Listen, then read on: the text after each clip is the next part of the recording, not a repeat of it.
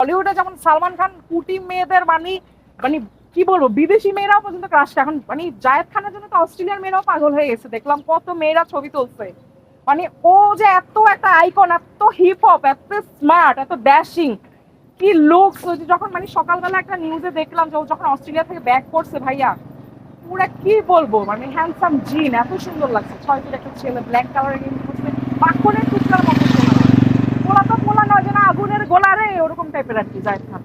অনেকেই বলে যে আপনি ভাইরাল হওয়ার জন্য এই এরকম করতেছেন, এই জায়গায় জায়গায় ড্যান্স দেন, ওই যে লেক পারে ড্যান্স দেন, সন খেতে ড্যান্স দেন, জায়গায় জায়গায় ড্যান্স দিয়ে আছে। এটা কি আসলে আপনি ভাইরাল হওয়ার কোনো ট্রেন্ড নিছেন? এটা হচ্ছে একটা জঘন্য, একটা ঘৃণিত কথা। এই ভাইরাল নামক ভাইরাস আমি আক্রান্ত হতে চাই না। এটা যারা হয়েছে তো হয়েছে, আর ভাইরালকে আমি গালিও দিচ্ছি না।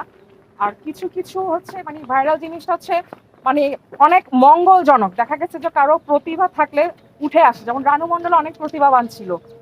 তারপরে হচ্ছে কোনো বাচ্চা শিশুরা হারায় গেল, দেখা গেছে যে এটা এই পোস্ট একটা শেয়ার করলে, একটা গরিব দুঃখী মানুষ, অসহায় মানুষের কোনো কিছু পোস্ট শেয়ার করলে জিনিসটা ভাইরাল হলে দেখা গেছে সেখান থেকে সাপোর্ট পাচ্ছে, ওই সেন্সের থেকে ভালো। কিন্তু সব জায়গায় ভাইরাল জিনিসটা চলে না।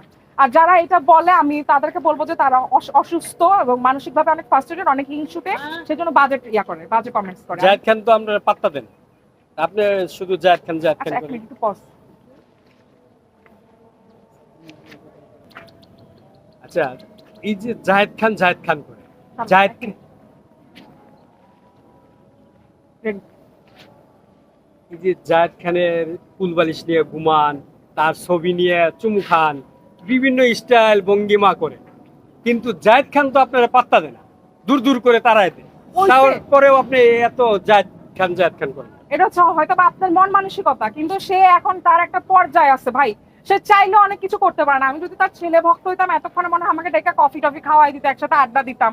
যেহেতু আমি একটা মেয়ে মানুষ, আর আমরা হচ্ছে মুসলিম কান্ট্রি বাংলাদেশে বাস করি, অনেক ধরনের রেস্ট্রিকশন আছে, তার রাষ্ট্র আছে, সমাজ আছে, ফ্রেন্ড সার্কেল আছে, তারপর হচ্ছে তার মিডিয়ার কিছু মানে পরিবেশ আছে। তো সবকিছু মিলে হয়তো বা চাইলেও আমার সাথে চ্যাটিং করতে পারে না, যোগাযোগ রাখতে পারে না। মানুষ চাইলে কিন্তু অনেক সময় অনেক কিছু করতে পারে না।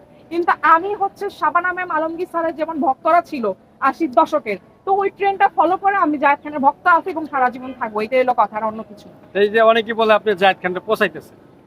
এটা হচ্ছে যার যার মন মানসিকতা। যখন না নোংরা, একদম নোংরা লোকেরা এসব বলে বেড়ায়।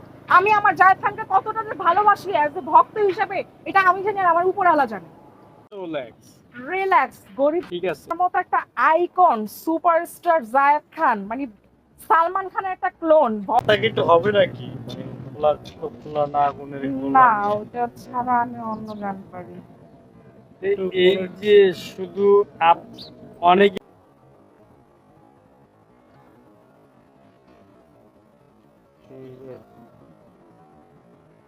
এটা কামো যায় যখন গাইতে